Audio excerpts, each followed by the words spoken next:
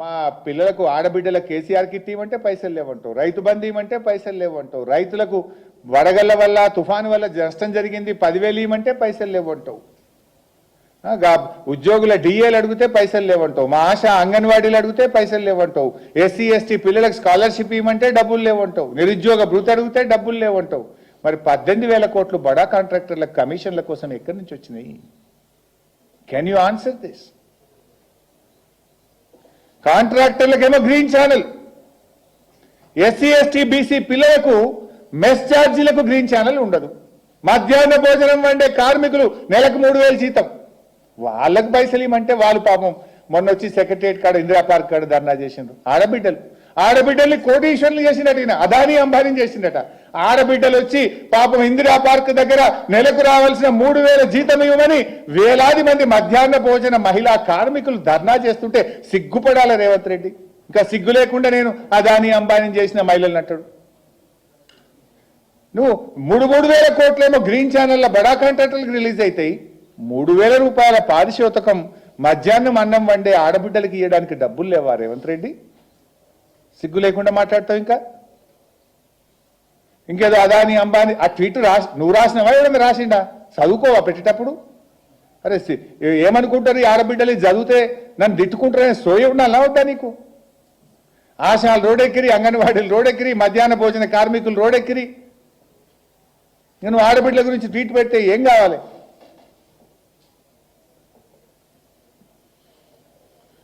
అయితే రేవంత్ ఇంకొక మంచి స్కీమ్ తెచ్చిండు, ఇది కూడా చాలా ఇంట్రెస్టింగ్ స్కీమ్. కేసీఆర్ గారు ఉండగా ఎమ్మెల్యేలకు ఒక 5 కోట్ల రూపాయల స్కీమ్ ఉండే, ఏసీడీపీ నిధులు, అసెంబ్లీ కాన్స్టిట్యున్సీ డెవలప్మెంట్ ఫండ్. మేము ఎక్కడికైనా పోతే బోర్ అడుగుతారు, మోటార్ అడుగుతారు, ఒక చిన్న రోడో డ్రైనో అడిగితే తక్షణమే ఎమ్మెల్యేలు ఇవ్వడానికి 5 కోట్ల రూపాయల స్కీము, ఏసీడీపీ స్కీమ్ తెచ్చారు. కేసీఆర్ గారు ఎంత గొప్ప మనసు అంటే, ఓ రోజు జానారెడ్డి గారు లేచి ప్రతిపక్ష ఎమ్మెల్యేలకు మాకు కూడా 5 కోట్లు ఇవ్వండి అంటే వాళ్ళకు కూడా 5 కోట్ల రూపాయలు ఇచ్చింది. బీఆర్ఎస్ ఎమ్మెల్యేలతో సమానంగా ఇచ్చినటువంటి ఒక గొప్ప మనసు కేసీఆర్ గారు.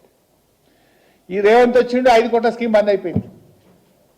ఏసీడీపీ లేదు. ఇప్పుడు మా సునీతక్క ఊళ్ళకి పోతే 1 రూపాయి లేదు, చింతన్న ఊళ్ళకి పోతే 1 రూపాయి లేదు, జగదీష్ అన్న పోయినా, కమలాకరణ పోయినా, నేను పోయినా, ఏదైనా బుగ్గలేమంటే కూడా మా దగ్గర రూపాయి లేని పరిస్థితి తెచ్చింది. ఇది నేనే కాదు, ఆయన ఎవరో కాంగ్రెస్ ఎమ్మెల్యే ఒక ఉత్తరం రాసిండు, ఏదో ఆర్టికల్ రాసిండు, ఎన్ఎం శ్రీనివాసరెడ్డి గారు, మహబూబ్ నగర్ ఎమ్మెల్యే.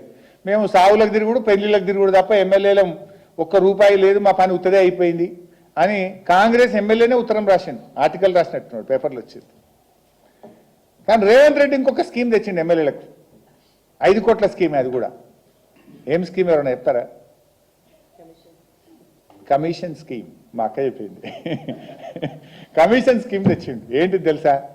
ప్రతి MLA, Congress MLA, not BRS ఎమ్మెల్యేలు, ప్రతిపక్ష ఎమ్మెల్యేలకు లేదు, 5 కోట్ల బిల్లులు తెచ్చుకోవాలి నెలకు, 5 కోట్లు క్లియర్. మీరు కమిషన్ కొట్టుకోరు, మేము పెద్ద పెద్ద మేము కొట్టుకుంటాం, చిన్న చిన్నవి మీరు కొట్టుకోరు.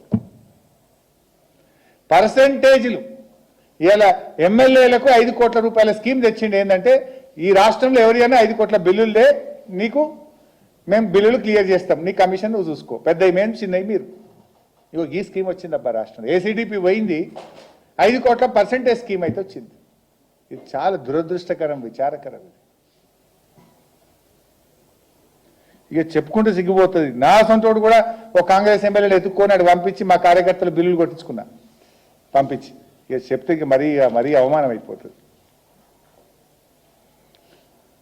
విద్యాశాఖ మంత్రిగా ఈయననే విద్యాశాఖ మంత్రి, ఈయననే ముఖ్యమంత్రి. Utter flop.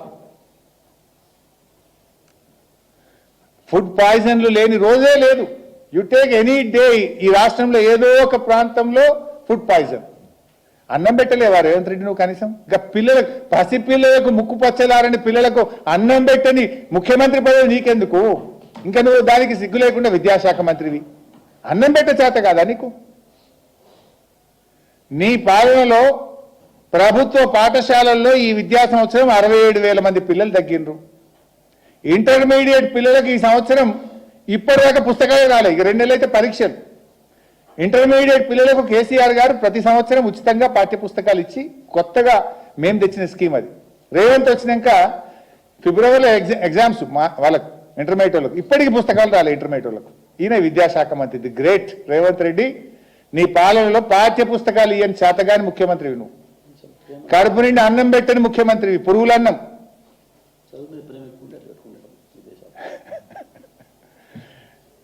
అంటే ప్రచారం ఘనం, ఆచరణ శూన్యం.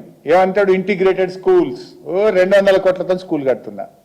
ఒక్క స్కూల్కైనా ఇటుక పెట్టినారేనన్నా? ఒక్క స్కూల్ కట్టినా 2 ఏళ్లలో? ఒక్క ఇంటిగ్రేటెడ్ స్కూల్ ఈ రాష్ట్రంలో ఈ 2 సంవత్సరాల్లో ఎక్కడైనా కట్టినరా? దాంట్లో పెద్ద స్కామ్ ఉన్నది, తొందరలో అది కూడా బయట పెట్టారు వివరాలతో. ఒక్క ఇంటిగ్రేటెడ్ స్కూల్ ఎక్కడైనా కట్టినరా? కడితే చూపి.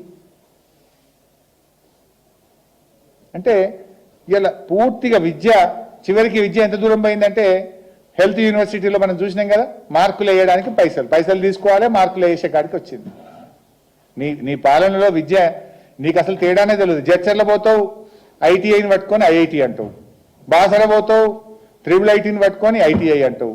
ఐటీఐకి, ఐఐటికి, ఐటీఐకి తేడా తెలియదు. ముఖ్యమంత్రి దొరికినావు మాకు. నువ్వు అంతా ఆగమాగం. నువ్వు ఏడేం మాట్లాడుతావు తెలియదు.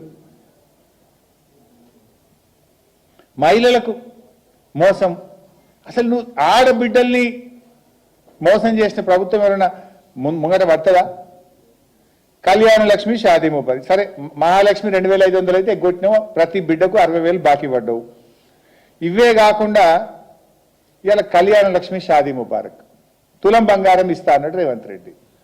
సరే, తులం బంగారం వచ్చిందా లేదా నాకు తెలుసు. ఇవాళ రాష్ట్రంలో ఎక్కడ రాలే. చివరికి పరిస్థితి ఏడికి వచ్చిందంటే మొన్న రామగుండం ఎమ్మెల్యే గారు చెక్ ఇచ్చింది, కళ్యాణ లక్ష్మి చెక్. నేను టీవీలో చూసిన. సంకల బిడ్డనెత్తుకొని వచ్చింది ఆమె. పెళ్ళై పిల్ల పుట్టినాక చెక్ వస్తుంది. నీ తులం బంగారం రాకపోయా కానీ చివరికి చెక్ ఎప్పుడు వస్తుంది అంటే పిల్ల పుట్టినాక వస్తుంది. వీళ్ళ మేనిఫెస్టోలో ఏం పెట్టింది తెలుసా? పెళ్లి కాకముందే, పెళ్లి మండపంలోనే పెళ్లికి అందేటట్టు తులం బంగారం ఇస్తాం, చెక్కు ముందే ఇస్తాం. ఇప్పుడు మరి ఏమొచ్చింది? తులం బంగారం రాలే, పిల్ల పుట్టినాక చెక్ వచ్చే కాడికి వచ్చింది. ఇవాళ కళ్యాణ లక్ష్మి కింద ఈ రాష్ట్ర ప్రభుత్వం 980 కోట్ల రూపాయలు బకాయి పడ్డది. మనం కేసీఆర్ గారు ఆ పథకం ఇచ్చిన ఉద్దేశం ఏంది? పేదవాడికి, ఆడబిడ్డ పెళ్లికి తోడు కావాలి, ఆసర కావాలి, ఎంతో కొంత సహాయం అందాలని కేసీఆర్ గారు కళ్యాణ లక్ష్మి తెచ్చిండ్రు.